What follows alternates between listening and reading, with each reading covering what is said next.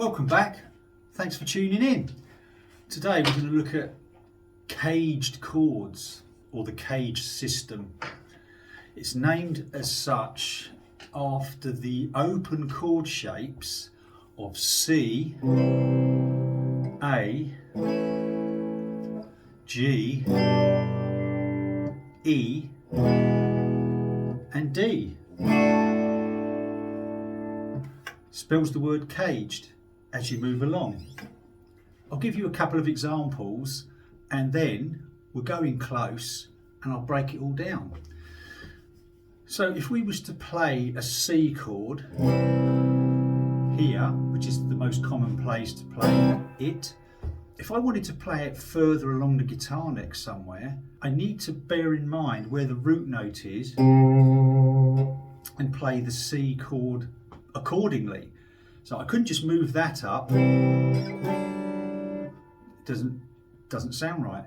So what we can do is play the next C chord at the next possible available spot. So here it is as an A shape. Okay. Now I'm going to go in close and I will explain it in more detail. But so this is what happens with the system. So that's C. The next shape is an A shape. Still a C chord, but we've played a different shape. Okay? And as you move along the guitar to play each shape, it spells the word caged. Now if you started on a different letter, so an open A chord for example, now the next letter in the word caged is G. Now we're talking shapes, not necessarily about the chord. Okay, obviously we need to know what chord we're playing, but this is about the shapes and how we move them along the guitar fretboard. Okay, it gets confusing. It confused me for ages, honestly. So if I play that open A, the next letter, as I said, is G. So we're going to play a G-shaped A. Now, as I've said before, we need to bear in mind where our root notes are, where our A notes on this occasion are, the A's. Or if you're in a different chord like earlier, C, we need to know where our C's are because we're going to root the chord from the note of the chord you're playing. So there's A, open A. Now, remember what I said, the shape of the chord is important. So we've got a G shape from the A root. Now we can't just play it like that. So what we do is we bar across here to give us the nut, like a movable nut, which is our finger. We then get an A as a G shape.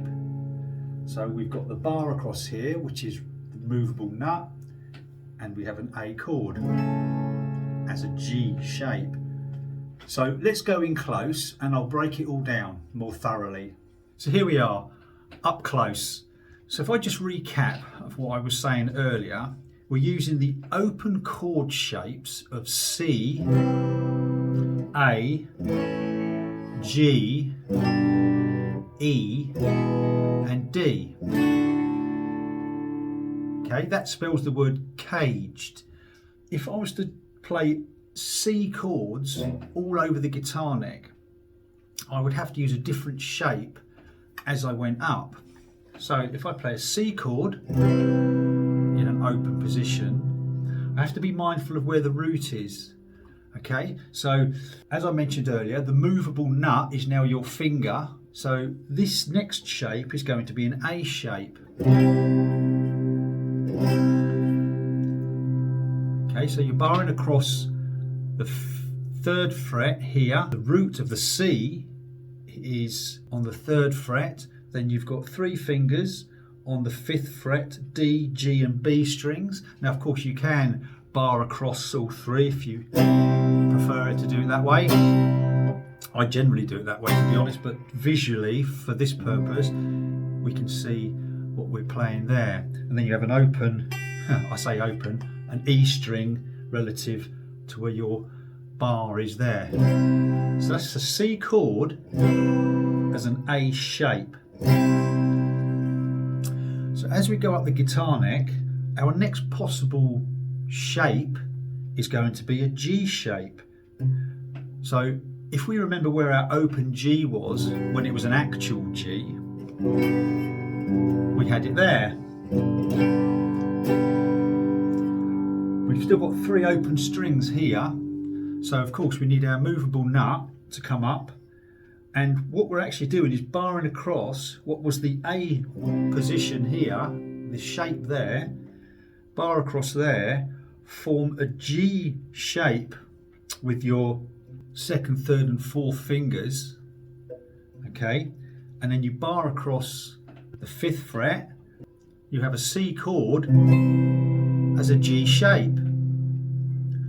So here, as a C, you've got your 3rd finger on the 8th fret of the low E, your 2nd finger on the 7th fret of the A string, you're barring across the 5th fret on the D, G and B strings, and then your little finger is playing the high C on the 8th fret. Okay, so far we've spelt the word C, A, G. So the next available position for us to play a C chord is at the 8th fret, and that is our traditional bar chord shape, which is an E shape. And once again, it's based around the open E. And remember, this is about the shape rather than the name of the chord, although you do need to know what chord you're going to play. But the shape is how we identify where we're going to play it. So we've got a finger barred across the 8th fret here. We have our 3rd and 4th fingers on the A and D strings respectively on the 10th fret. We have our middle finger on the 9th fret of the G string, and then the bar takes care of the 2 notes there, open strings as it were, relative to the bar. Okay, we're spelling the word caged. C shape, A shape, G shape, E shape. So the final letter of the word is a D, D shape. So now we're going to root it from this note here, which is the C note on the D string 10th fret. This is going to be a D shape. What I tend to do is fret each note individually like this. So we have our D-shaped chord starting there. So we have 1st finger on the 10th fret of the D string, middle finger, 2nd finger on the 12th fret of the G, little finger on the 13th fret of the B string, and our 3rd finger on the 12th fret of the high E. There you go, that is the D shape. So we've spelt C, A, G, E, and then D. If we wanted to continue on, if our fingers would allow us to, of course, we would then create the C shape further up. So that there is now a C chord as a C shape, but an octave higher than our open chord. So the nut, as I mentioned earlier, move it up relative up here. We now play our C shape here, so that's got our little finger on the 15th fret of the A string, our 3rd finger on the 14th fret of the D, index finger there, our 1st finger is barring across the 12th fret, and then we've got our 2nd finger on the 13th fret of the B string. Okay, gets a bit tight there, but obviously we're not actually going to play these chords as strummy chords, but of course we can abbreviate these chords. So there you could play that one there, without the C there, and just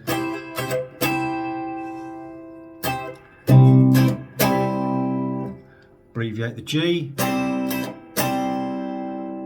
then you've got the A. You can even abbreviate, well, it's kind of a mixture of the two, and then C. So they're all C chords moved along the guitar neck, spelling the word caged. Let's use another chord as an example. So if we use the chord G, we want to find all our G's right the way across the guitar neck. So we're starting on the letter G as an open G. We need to spell the word caged. So we're already on the G letter. So the next available G is going to be an E shape. Remember, it spells the word. So G, E shape. Remember, that's based around the open E chord shape, but we're going to have our nut, movable nut, remember, all the way up to the 3rd fret. That is now an E shape G chord. Barring across the 3rd fret with our 1st finger. Then we have the root is on the low E. Then we have our 3rd and 4th fingers on the A and D strings on the 5th fret. We have our 2nd finger on the 4th fret of the G string, and the bar takes care of the 3rd fret of the B and E strings. So that's G as a G shape, G as an E shape. As we continue to spell the word, the next shape is going to be a D shape. So like with the D shape that we did earlier with the C, our root note is going to be on the D string, but on this occasion it's on the 5th fret. So we're going to play a D shape. That's a D chord. We want a G chord, so we need to move it. Okay, so that there is a G note. This also is a G note. So we play the D shape as a G chord. So there we have the D shape as a G chord, the E shape as a G chord, and of course the G shape as a G chord. So as we continue up, the next available G chord we can play is actually in this position. So there's my G. It's going to be back to the beginning. It's going to be a C shape. So we're going to play our C shape there, and the bar across there, like we did with the actual C chord earlier.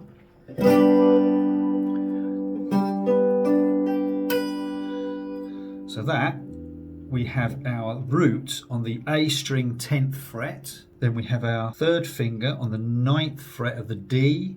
We have this finger here on the 7th fret is taking care of the G string and the E string, and our 2nd finger is on the 8th fret of the B.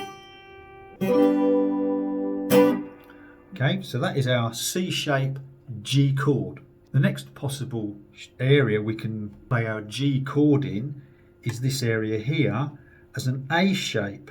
Okay, now this is where it gets a little bit tight if you're going to use your 3 fingers in there. So this, what I tend to do is I bar across and kind of wedge my finger down there, and if I'm lucky we can play this note here. So you get, so that is barring across the 10th fret, and then we have our 3rd finger barring across, if you can, on the 12th fret D, G and B strings, and then the note here which is a D note in the G chord can ring out, and that is a G chord as an A shape.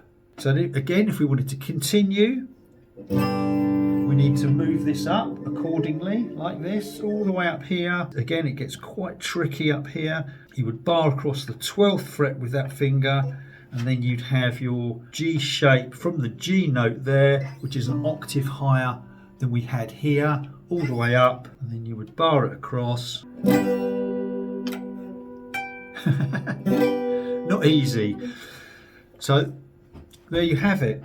If you dare to continue, you would then have your E shape and so on. So we've spelt the word caged, but we started on the letter G.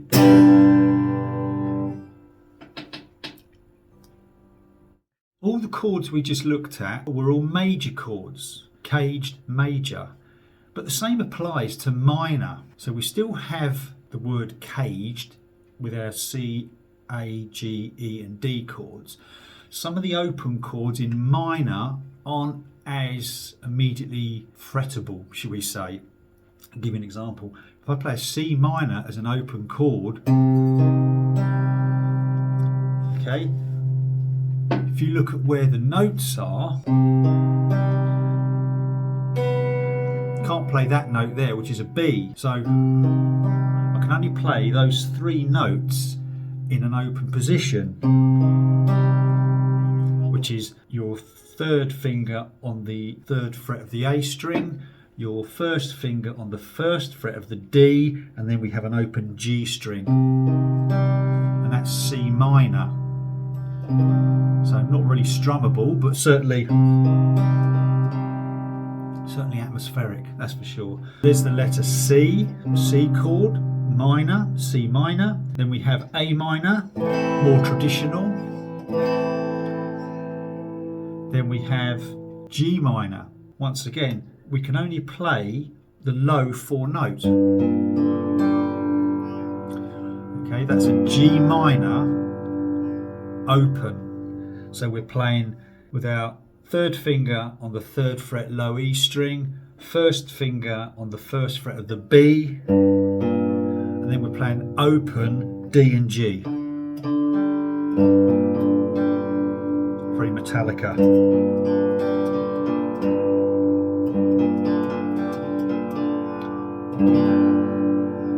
Okay, so that's the G. E, more traditional. Then we have the D, again, fairly traditional, open D minor chord. Okay, so they're your open chords. If we stick to the letter C for this one, we've done open C there. We're now going to play an A-shaped C. So that's our A minor shape. Remember, movable nut, relative, move it up to there, drop that finger down there because the root is actually on the third fret of the A string, because that's where it was as an open A. We want to play a C, C note, A minor, shape, C note, A shape. Okay, so that's C minor. As we move along, the next available position is a low C here, because it's going to be a G shape. So as before, we can only really play the low four notes. So if I go up one more string, I get a major third, which is that note there, which will take us back to there, which we don't want, of course. So we're going to play the lowest four strings, and that is a C minor as a G shape. With the G minor shape, of course, which we looked at, we can only play. So relative to where the nut is, we're moving it all the way up to here. So we have a fourth finger on the 8th fret of the low E, second finger on the 6th fret of the A string, and then we bar across there, but we can only play in the 5th fret, the D and G strings. Okay, so the next available chord as minor, root here, major was that, minor is E minor shape. So again, there's E minor, there's an E shape, of course. Move it up to here, keep the root on the low E string, and there we have our C minor as an E shape. Okay, so that's barring across the 8th fret with our 3rd and 4th fingers on the A and D strings in the 10th fret. And then we have the bar taking care of the G, B and E strings. So as we move along, like with the C that we did earlier and the G, the root on that E shape is here and here. Obviously there's one at the top there as well. We're going to do a C minor as a D shape. Okay, so there's our E minor shape. This is our D shape, so we have a minor shape there. Remember, that's based around the D minor open chord there.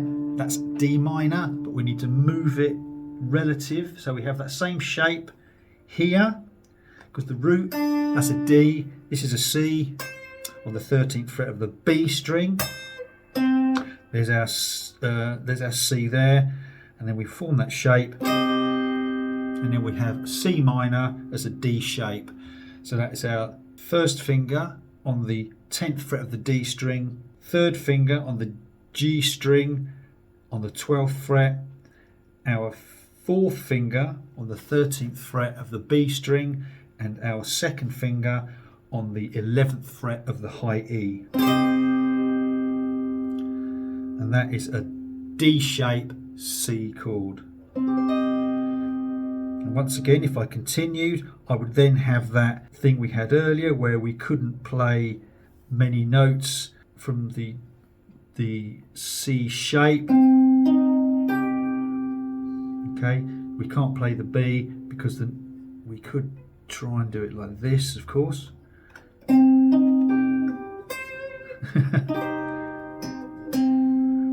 Okay, where you would have the C note there, then you would have the 13th fret of the D string, 12th fret of the G, 13th fret of the B string. Very awkward to fret. Just about do it. And then it would continue onwards. So that is your C. Then we'd be back to an A shape, like that. So there you have it. That's the minor caged chords. So how do we use the cage system? What it allows us to do is play a chord in a different area of the guitar neck, which in turn gives it a different sound, different pitch, different dynamic. So instead of playing your G there, a bar chord gives you a different feel, different tone. You could even play an abbreviation of the C shape. Suddenly you've got a much funkier, higher sound. We can abbreviate all the chords. So even in your E position there, you play the top 4 strings only. Cleans it up a little bit. Not so much on the low end. Then you've got that G as an A shape.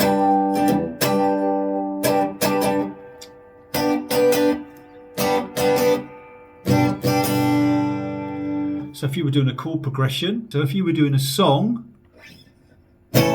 reading G for example, and it was a good old traditional sort of 1-4-5, which is a G, C and a D chord, we've got the options of playing them in different parts of the guitar neck. So there's G, C, D, or we could play G, C, D, or we could play G there, then we could play the abbreviated C here, and and then we could play the D there. Or if you wanted to play it as a G shape, we could abbreviate it and play it there. So you get